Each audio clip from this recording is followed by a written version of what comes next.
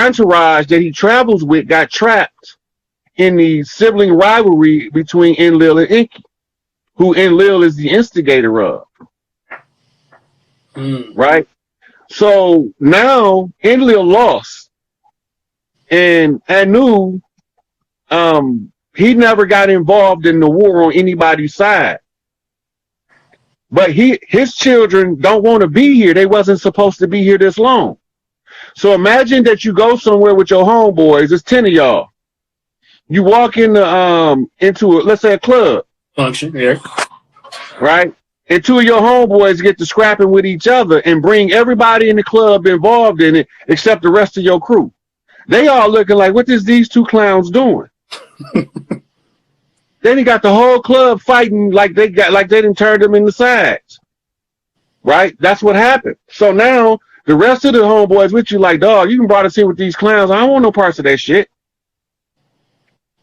So they don't mind what life cast on them on Earth because they already don't want to be here. Right. Right? So since they got to be here, anything that they can do to assist what is righteous, no matter who's doing the righteous deed, they're going to assist. Right? Whereas ENLIL children see anybody doing anything righteous going to automatically try to undermine it and tear it down because he wants Earth in the Earth realm. Sorry, sir, but you can't have it. Right? So when you read in certain stories, it gives you pieces to the puzzle. But not until you stop looking where everybody else looking and start looking in a different direction will you ever really see it. Right? And so Dr. Fuller told me the only way you're going to figure this out is you got to look at it like the whole world is a prison and you the ward. That's the only way you can see the problem. And the funny thing about a prison is the warden know everything cracking on the yard.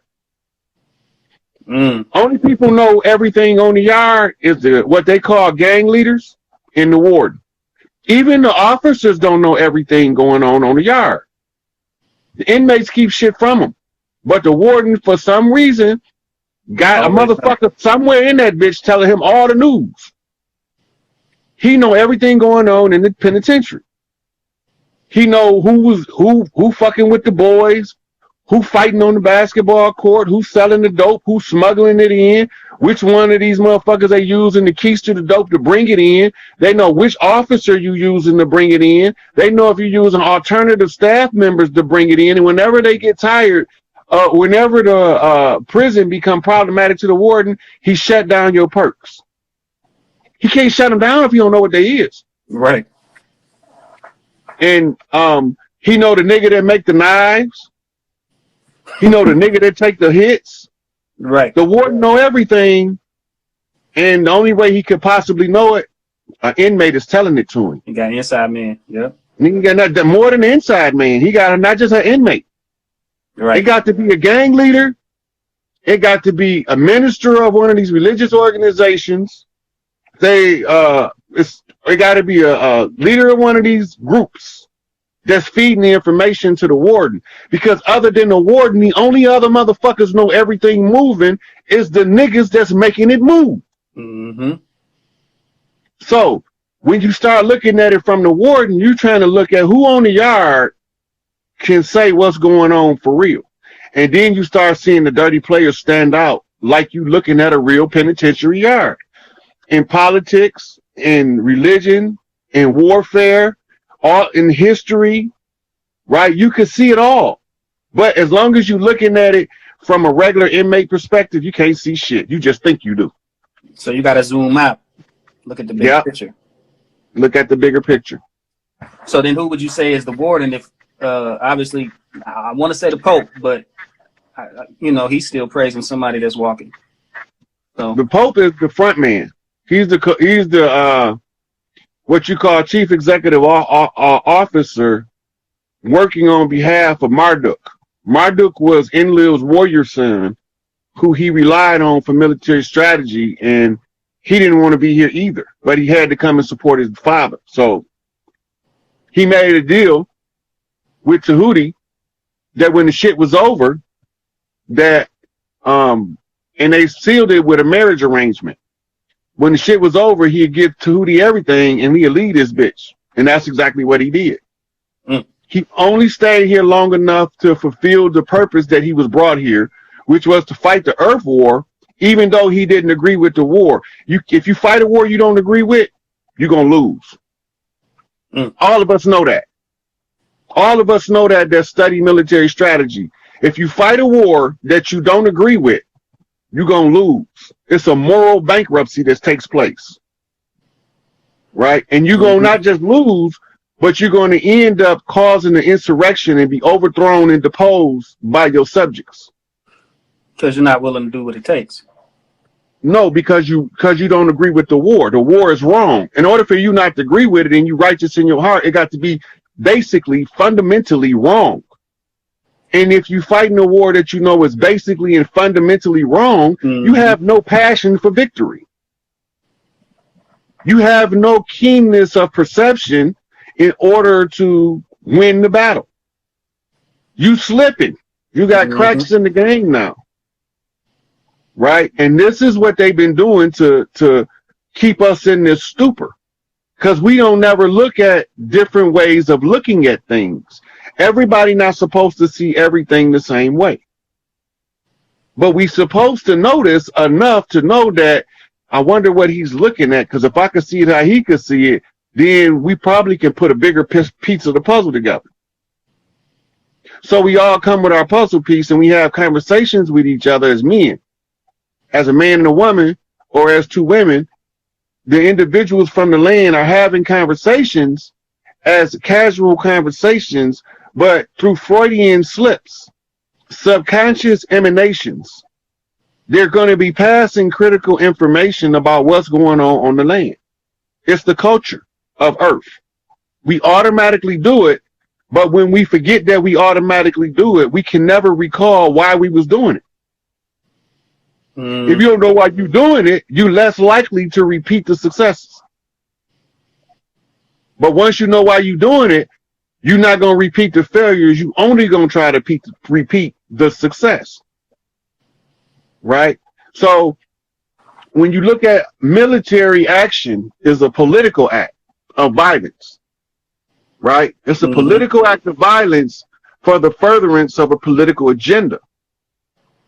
Politics is the means by which leadership communicates to the people in groups of mass and numbers. Right? Politics can be passed off as government, but politics is not government. Government is politics use government to control people, because govern means to control, mentis, the mind.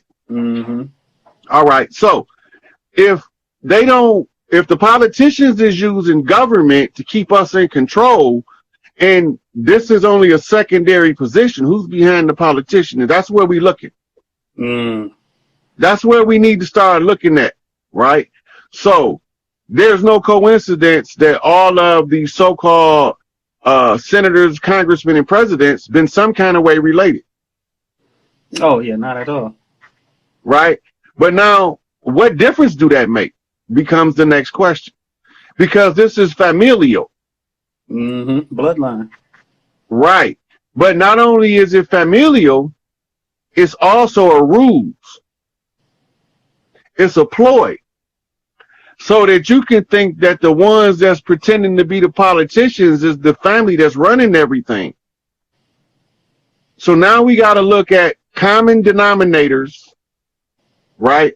That they all have in common as senators, congressmen, presidents and vice presidents, secretaries of state, and directors of the Department of Justice, etc. Here's the common denominator. 90+% of them are in a secret society. 90+%. That means we got to stop looking at government now. Look at secret societies. Right. But now we need to narrow it down, because we got almost every politician is a member of a secret society. Yep. So now we got to get more specific, right? What's the controlling secret society? And who are the emerging figures that wield the most influence? The emerging figure that wields the most influence, right, Mm-hmm. His secret society is the one running the show. Mm. So now we looking at George Herbert Walker Bush. That nigga's going there.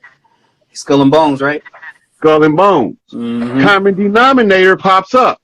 Mm-hmm. When you say Skull and Bones, you talking pirates. Oh.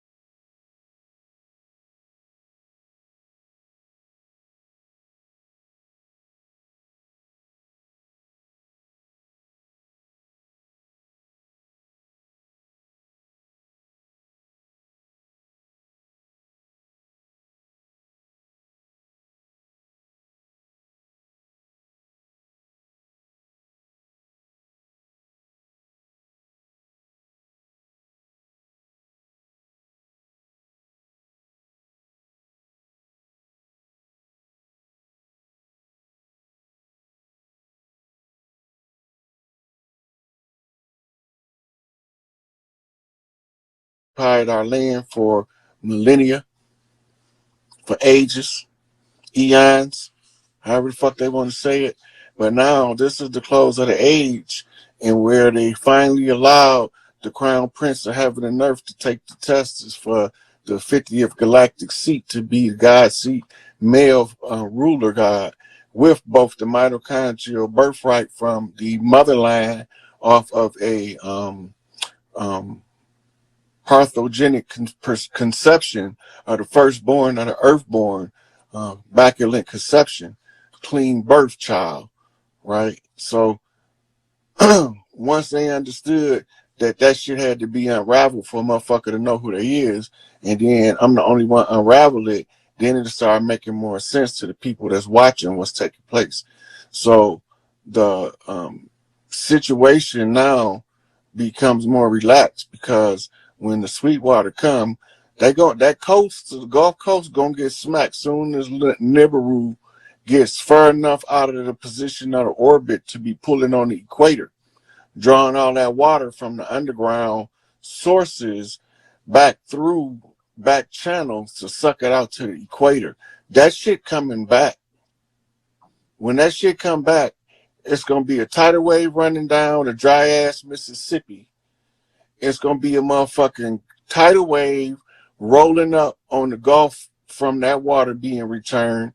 And we already had the hurricane hit Mexico today. We had an earthquake hit California. The matriarch is rump shaking this bitch on the motherfucking sway of the matriarch shakes the land, and the crooked man continue to walk, right? And just when they thought that he was a man on ice, he turned out to be a soul on fire. He is the shocker, aka the crooked man walking. That's Big Tukey. Angel 44 Blue flipped to Chief Malik Angel Bay, Angel 44 Red out of Chicago, the city of Thebes, which is Thebes in ancient Egypt. And the city of Thebes is the home of the birthplace of Tahuti on the west side, because that's where his mother got her motherfucking rank and title from Big Mama from putting in work with outlaw vice lord bikers back in the 50s. So if you don't know who the outlaw bikers is, then you don't know who the vice lords is. You'll never understand who the disciple nation or the motherfucking Peace Stone Nation really is. And the knot came in, Peace Stone's on deck, right? Angel Bay got his soldiers all on alert, Mufti status. Motherfucking Black Fez is on a red alert to take the Fez of all of the imposters and put them at the mercy of the feathers. We won, they lost, and Black Girl Magic say, why they mad? You should have never put yourself in the position to be bullied by a bully trying to bully motherfuckers. Because I'm the bully to the bullies. I'm the bully beater. So when you come in trying to bully my people, I'm just going to bully your ass with my superior position to right, telling the goddamn truth, cutting your ass with a two-edged sword. That's some motherfucking truth cut both ways. A cut going in, cut going out. So when y'all did the bullshit, yeah, we know how to clean that shit up. One drop of blood, motherfucker. We clean that shit up. But at the same time, at the close of the motherfucking age, when we get done cleaning this shit up and we prove that we know what the fuck we talking about, and we know how to tune the new children into the frequency of the earth so that they can have a chance to rule and develop into a higher species or quality of being, so that they can have the right to ascend by assimilating a one drop of blood from all of the royal families. Once y'all understand that, y'all understand that each one of the royal families come from a star constellation within the 12 signs of the zodiac, commissioned to come to Earth to serve a purpose. The Deros comes from the constellation of the Tauros, the obese elephant nose ones. Those ones come from there. The motherfucking Danakiel, the motherfucking big forehead, right? That comes from the what's called the royal unicorn, the unicorn constellation, and they always come anytime Big Mama need them. So then you have your Teros, the cone heads, right? And these motherfuckers with that long ass motherfucking head, they had no problem bringing that peanut ass head down here to contribute one drop of blood on the zodiac flip to get these motherfuckers right, right? And they come from the nation, right? And then the Dwanis, the dwarfs, the little motherfucking gnomes, right? The little furry motherfuckers with Herschelitism looking like Cousin It. They come from Canis Minor, whereas your Bigfoot, which we call Enkiduites, the children of Enkidu, because they told Enki just do what Enki do, and he thought that was his name when he got here. So he said, when they asked him his name, what he was coming here for, he thought they was asking his name, and he said, do what Enki do. So his name became Enkidu as a joke. And then that's talking about your Wookiees, your Chewbacca, your Bigfoot, your Gigantolopithecus, the Far East. We talking about Australorobustus of your African continent, right? And your Gigantolopithecus and all of these that come from over here, right? So they got this fossil remains. They just telling y'all they're coming from different places, so they know what they're doing by misleading the people, by teaching this false slave narrative, never letting them know they was at a perpetual, protracted struggle, a war, and that they don't think according to the rules of war, you'll never figure out your way out of the trap. But once you understand the rules of war, you can see everybody moves and why they making them, because it's just like a board game. Once you understand the rules of war, right, then you understand why you can't get money while you at war, because you in a warlock. The warlock's the financial coffers so that you don't be exposed to looting of your coffers. So the pharaohs already know, no matter what these motherfuckers do, pharaoh money, the longest money on this bitch. They talking about old money, bitch. We got ancient money. We got money that go back to the foundation of the creation of this planet you call Earth, formerly known as Tiamat or Queen Mother Kai. So if you don't understand what's taking place, then you need to sit your ass down and watch the Earthborn show you how it's done. All it is a simple redemption process to overthrow the admiralty law on the land, operating as the law of the land in a de facto capacity, while the de jure come in a in a ipso facto capacity as a rightful heir, and start telling motherfuckers what to do, and motherfuckers start making moves. And the moves had to be made in order for the pieces to be shuffled around on the chessboard in order to set the oppressor up to take the L, because the L that they flipped, that they thought they was giving us a loss, they was only flipping me sevens to crooked man walk across the land with the big man, Big Tookie. And if these motherfuckers don't understand how the crooked man walk across the land, it ain't no sense of studying the candy man, because the candy man is from another land, and that's the land in the city of thieves. So if you don't understand the candy man, then don't be chanting for Bloody Mary, because Bloody Mary gonna come when you call Bloody Bone Mary, you gonna get your dozen. You see? So Tupac was like, candy man, I better roll on your ass like an avalanche. That's because the name had to have 3 syllables, 3 M's. Morpheus Mysticus Magus, the emissary of light, the redeemer of the righteous, coming to give y'all free knowledge to ignite y'all minds so that y'all can make y'all 5th dimensional ascension without the obstacles put in your path by a low vibrational, low frequency, non-producing entity called a straw man, represented as a government, in contradiction to your best interest and directly hostile to your greatest good. And if you don't understand you at war, and you don't understand that we all been at war, and that we ain't never gave up, and we ain't never signed no treaties with these motherfuckers. They brought motherfuckers over here to pretend and masquerade to be us in order to sign treaties. They even made presidential decree chiefs. The president can't make no motherfucking chief, because the chief got to be the most loved, most respected against all the motherfuckers on the land. Wherever he go, all of the motherfuckers with juice love that nigga. And he become the most loved and the most respected. Then he be get his chief status when he continue to bump straight off of the left and the right. And then the motherfucker know he ain't for no games. And when they know he ain't for no games, and they stop sending these motherfucking lames to try to wrinkle up his $5 suit, because he made that motherfucker look good. Because to take $1 million nigga and make a $5 look suit look like a goddamn $1,500 suit, tailor made, properly cut. But y'all don't know nothing about that shit. That's called living off the fat of the land, making do with what you got, taking what's in front of you and formulating it to what you need in order to accomplish the task at hand. Mama say take the stones they throw at you and build a motherfucking castle. And when I built the castle, I was just in the cave of the ancients trying to contemplate the nature of the beast. And once I understood the nature of the beast, and I knew where he was coming from, trying to devour the star from the east, that dragon bitch is not getting in, because I'm going to slay that motherfucking heifer at every turn. She can't get past me. I don't give a fuck who she Buffalo. I can't be Buffalo, and I won't be moved. I stand firm in my position, feet locked in the dirt.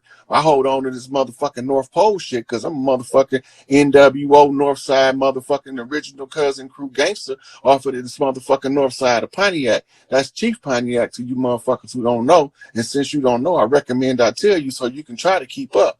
But if you can't keep up, don't worry, you're going to figure it out in the end, because in the end, that's just how y'all going to understand when I tell you, well, I'm only going to motherfucking do the job if I'm going to win. And I know I'm going to win because I'm the baddest motherfucker ever born. And if I'm the baddest motherfucker ever born, then I was the greatest swear ever sworn, because they conjured my ass up. And when they conjured my ass up, they knew they was fucking up, because this motherfucker can't be moved, and he don't give a fuck what you say and how you feel, and fuck your feelings when I'm telling the truth. Now, when I'm telling the truth, I don't give a fuck where you come from. You can try to disgrace me and pull me down and talk about me and slice my name and all that shit. I don't give a fuck. Because at the end of the day, I'm going to tell the truth. I'm going to stand in the position of right, and I'm going to always be victorious. Because I come forth and proceed from the right hand of Mother Earth, a.k.a. the state murder mitten, here to slap you right across your motherfucking face into the land of darkness and the dismal abyss, because you motherfuckers don't belong here in the first place. Now, that's a Detroit versus everybody, because Yacktown don't back down, and we going to bust your head and bust your ass in the head with a Flintstone, right? So if you don't get this motherfucking message straight, you're going to straight get the message. At the end of the day, it is what we say. We back for every motherfucking thing they owe, no longer oppressed. We about to overthrow these motherfuckers right in their motherfucking face without them being able to say nothing about it. Because by right and by position of right and by the highest jurisdiction of the de jure capacity, I got the right to tell these motherfuckers to get off the land. And guess what I told them?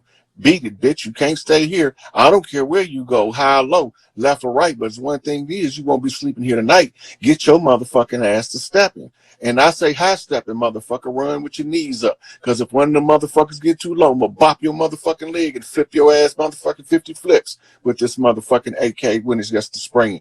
You motherfuckers don't understand. This is a spoken word that every nigga heard. When the shit gets served, the shit gets served. You put it on the platter, mix it with the batter, bring it up, and this shit be crispy than a motherfucker.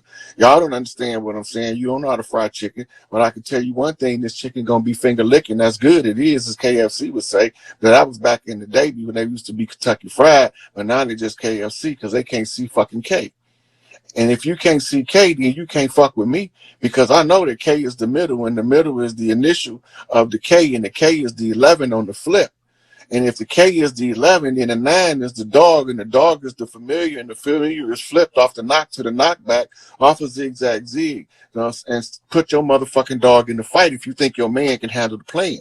And she thought her man could handle the plan, so she kicked him in the fight. She don't know this motherfucking blue pit bull don't back down. Even if he is a fucking prairie dog, he's still a goddamn Papa Bear. And Papa Bear just so happened to turn out to be a gorilla, because a gorilla is the patriarch that watches over the matriarch while she watch over over the children. And as long as she watching over the children, I can take the left bump, because the left bump don't bother me as long as I know that the love is true. Because if the love is true, if it belongs to you, it's going to always come back. That's when they say, if you love something, let it go. If it come back, it was meant to be. And it's always going to come back around, because you got to go out the same way you came in. That's how you play the game of life. And in the game of life, it's a Plutarchy. It's a board game, but you got to be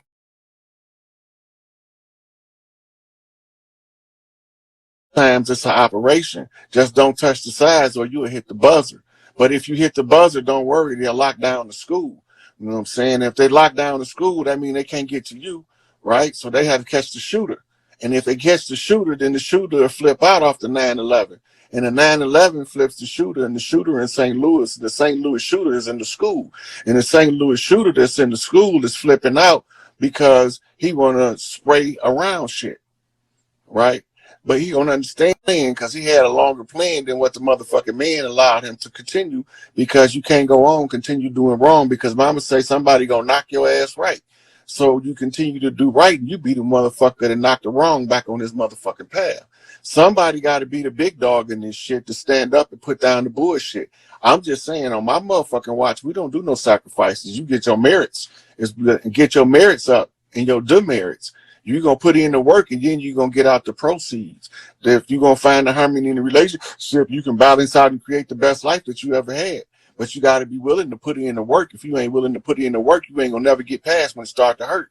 Because if you don't put in the work, you can't tolerate the hurt, because you haven't built up the strength to endure to the end. And mama said the race don't always go to the swift. Sometimes it go to the slow and steady. So if my legs are steady like Freddie, then I can do the fast Freddie up the aisle. Now that's a scene flip, because they changed the name of that town from Motown to Geek Town when it was time to throw down. And when it was Geek Town, they laid down that jit shit. And they was jit shitting all across the city on their Mardi Gras flip in order for a motherfucker to see the coldest jitters that ever jitted the jit in the Detroit set. And then once you understand that that's the conjure language of the land, the jit for Detroit is the same as the C walk for LA and the B walk for the motherfucking Bay. And when you put this motherfucking shit together, that's a rain dance, I say. You got the motherfucking thunder and the lightning, you got the motherfucking rain and the clouds. And when you get it putting that motherfucking shit down and these honeys shaking their hips. Now that's the sway of the matriarch, where if motherfucker don't act right by the time it get dark, the land starts to shake and quake and show you motherfuckers that these sisters don't play. Now with 7 sisters of destruction, but destruction is always the most beautiful destruction you ever seen. So while you about to go to your death, you ain't awestruck with the artistic capability of Mother Nature and her 7 sisters of destruction to come through and give you the most beautiful color motherfucking story array that you ever seen in your life in nature. And then they're gonna tear your ass up. Now, I already warned these motherfuckers, and they thought I was bullshitting, that if you can't match the frequency, they was going to turn your DNA off. And when they turn your DNA off, I don't care where the fuck you at, you going to drop dead where you stand. And it's nothing personal. It's just that you got to understand you got to be from the land. And if you ain't from the land, she turning off your DNA if you can't sink to the earth. So all of these motherfuckers, you can call it a motherfucking adult sudden death syndrome or whatever, or SUDS or SADS or whatever the fuck you want to call it. But at the end of the day, if they can't match the frequency, they can't stay here. It ain't nothing personal. It's just strictly family business. It's time to clean grandma's house. Because Big Mama said, don't leave no stone unturned. So everywhere I find these motherfuckers, high or low, inside or out, left or right, front and back, wherever I go, flip these motherfuckers out in the open so they can squash these bugs under their feet and we can go and get the parasites out the mix. That's talking about purging the imposters. As Kanye say, we are Jews, but we the real jewels, and them motherfuckers over there are Jewish. That's kind of like a Jew, but they ain't really true. See, you got to understand the part of the plan where they came from when they came to your land. They used blood shields and sacrifice to block the colors of the motherfucking law. And once they blocked the color to the motherfucking law, you couldn't see what was before your face because you couldn't see the forest for the trees. But if you always remember, the forest exactly what it said is, it wears hearts on its sleeve. So if the forest is what it said is, it's obviously what you see is what you saw, and what you see is what you get. And if you could get the truth will set you free. But you first got to know how to utilize it to turn the key. The key to the truth is tell that motherfucker everywhere you go and stand in the position of right. And every day and every night, the motherfucker gonna wish they knew the shit that you knew so that they could do the things that you do and overcome the obstacles that they see you overcome. Even though they don't tell you they respect you, they're gonna have to bow down in the end. They don't have to love me, but they still could be my friend. I understand it's about the love and the respect, but sometimes the respect is all you can get because a motherfucker got too much hate to give you the love. And there's a thin line between love and hate. And if you can cross that thin line and still bump straight, that means that you can walk the Siddhasta Musta King. That's the straight and narrow way for a motherfucking king. And only a few can ascend because only a few are the righteous, and the righteous are few in number.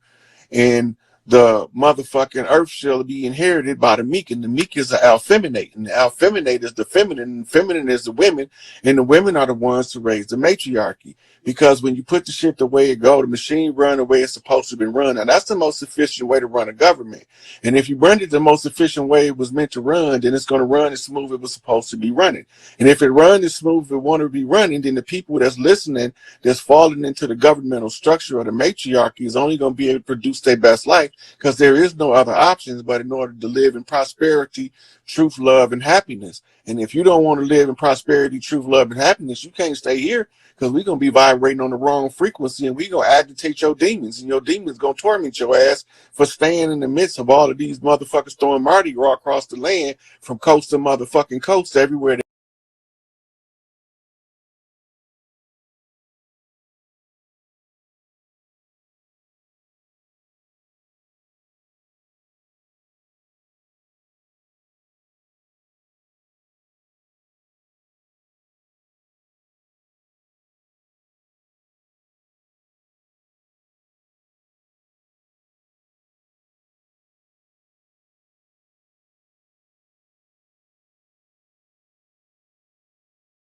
And draw that wisdom from them. They there for a reason. Losing this fight for a reason, because you can't learn the required lessons to feed the youth victory if you have never been defeated. So yeah, Farrakhan took some losses, and Dr. York took some losses, and Jeff Ford took some losses, and Imam Abu Jamal took some losses, and Mumia took some losses. They all took losses so we can win. Put it all together. It's a big jigsaw puzzle. Take all their losses. Don't let them remain losses. Turn them into lessons. You can't lose then. Turn the losses of the past into the lessons for the now. Take the technology and the wisdom of today and apply it to the victory struggle. Unify. Find what you agree on. You don't supposed to agree on everything, or you wouldn't be an individual, but you can find what you agree with. Support what you agree with. The brother Lamel put together a program. I didn't know the brother from a box of rocks, but the description of the program, I agreed with that. I supported that. Anybody think I'm making it up? All you got to do is ask him. The brother came here. We sat and talked about it, because I believe in the family-oriented programs. I believe in the unification programs, because I know as a mystic studying the blood rights, the rights to the blood, the message in the rights and the message in the blood rights, in studying the problem in the whole Hegelian dialectic, the only thing that this damn devil fear is one unified front. And we ain't got to kill nothing. We ain't got to shoot nothing. We can just sit down at home together. Everybody, let's go home at the same time and sit down, and we're going to wait, and we're going to see how much money he going to make off of our struggle while we sitting at home watching him fall apart. You can't do it. So your conscious community, if they really want to be conscious, if they really want to be conscious, every opportunity of unity, dive all over it. Now, a tragedy recently happened with Nipsey Hussle, and it's rare that I exposed to an artist from an interview that makes me interested in his music. And this brother was doing exactly what I'm telling you right now. And he lost his life, whether it has anything to do with the struggle itself, or the obstacle to the struggle, which is loose cannon gangbangers, or whether it's an orchestrated effort to silence a voice, it does not matter. Every one of them brothers that supported him in the aftermath, Nick Cannon, Nas, Jay-Z, them sisters, Beyonce, that is the message we should take from that. That brother is a martyr in our community for our liberation. If we let him lay there for no reason, he died in vain. But if we can find some use out of the loss for the greater benefit, just follow his course of action. Reach out to every brother you think is, hey, Jay-Z, won't you put crumb sound bites on one of your songs, man? Let the people hear what that young brother got to say. Let them hear him. Exposing.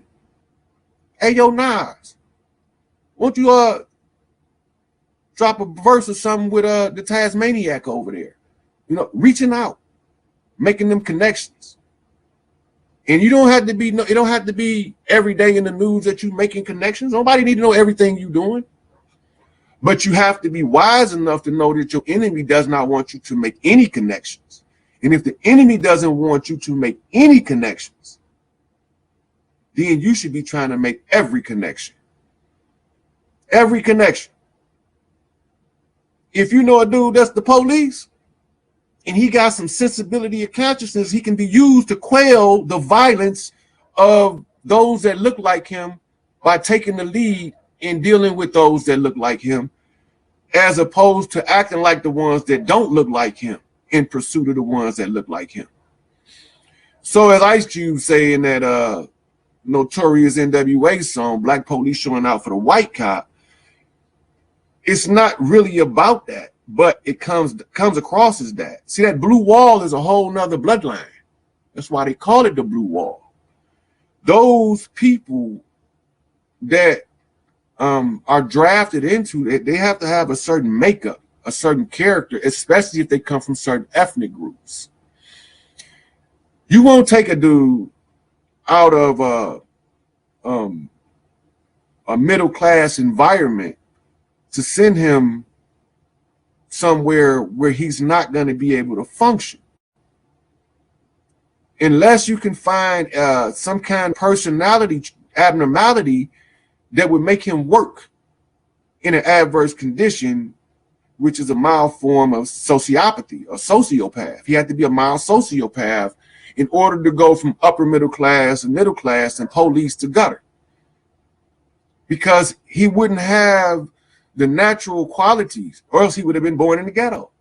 So they draft a combination of officers that they put together, a sociopath with a masochist. The masochist will do anything to please that sociopath. So then it looked like the black police showing out for the white cop. But you can also see it in the reverse, because they learn to take what they call role reversal, good cop, bad cop. And they teach it in the academies as what they call Mutt and Jeff routine, where they put you between two different personality types to get you to break. So if your conscious community don't want to be an obstacle to the struggle, every individual that's aware of the leading and forefront members of the conscious community don't support any of their shenanigans to bring one another down. Don't support that. But if you see like young Pharaoh be like, hey, what's up, Prince Short? Get that brother 1,000 hearts. Let him know that that's what we support. We don't support the tear down maintenance of the overall oppressor's system. We can't continue to divide and conquer and overthrow oppression. What the people not really understanding is it's real simple. Once the unity is met, then the oppressors already agreed to go. But the oppressor do not believe that the people want to be free enough to come together and say this thing, hey, we want free. That's it. We're not tolerating the oppression no more. We're not tolerating all of the inequalities across the economic lines. When we understand that that's all we have to do. We don't have to blow nothing up. We don't have to send nuclear bombs all over this planet and level it like it's been done before many times in the past, getting rid of these monsters. Because we have a higher order of ancestor that has given a decree that if the people was to unify, the oppression is over. The people will unify if the orders are given correctly. That means that if we understand where our power is and how to use it and make no apologies for issuing orders, if we can understand them three things, we ain't got to understand nothing else. We know what platforms are big enough for the people to recognize the order that's given. We know who the orders should go to because of historical decrees, ancestral covenants, and modern politics. All these come into play. We know it all. We know it all. Garvey wrote a whole play, but it wasn't a play. It's African conjuring. And he said that the kid, go read the play. I'm not giving it up. Go read the play Garvey wrote about the final king that everyone thought was Haile Selassie. That hasn't happened yet. And I'm going to tell you how you know. Because according to what Garvey wrote in the play, when this king is crowned in Africa, there would be no more suffering and no more misery on earth. This is directly taken from Revelations, Ezekiel, hieroglyphics, and oral histories around the world. So this is already written to happen. It's going to happen. Now, even if it was a myth and nobody originally believed it, there's something else at play called collective consciousness. This goes to the conscious community. Collective consciousness, I mean everybody thinking in one mind. The collective consciousness said that a king got to be crowned on earth to end the misery. So even if when it was originally put down over 700,000 years ago, the first time, if it was a myth then, because of the continuous belief systems adopting the same idea across culture, barrier, and boundary, across all geography and topography of the earth, because it's that much energy put into this idea over such a prolonged period of time, it has to manifest. And the closing of the age is now. This is the Jubilee. If it wasn't going to manifest any other time, it would have to now, in order to have a successful closing of the age or a transitioning of the eras. You have to fulfill all covenants and agreements with the creator and the lesser gods. The creator and the lesser gods. All of our punishments have been fulfilled. Do your conscious community know this? All of our transgressions have been redeemed. But do your conscious community know this? If they knew this, and they really was truly conscious, and they knew what was going on the whole world stage, then they would automatically know to push all conscious communities to one voice. You got to have one voice on the world stage as a collective. One voice. That one voice can't be egotistical to the point where they cannot speak effectively on behalf of the people.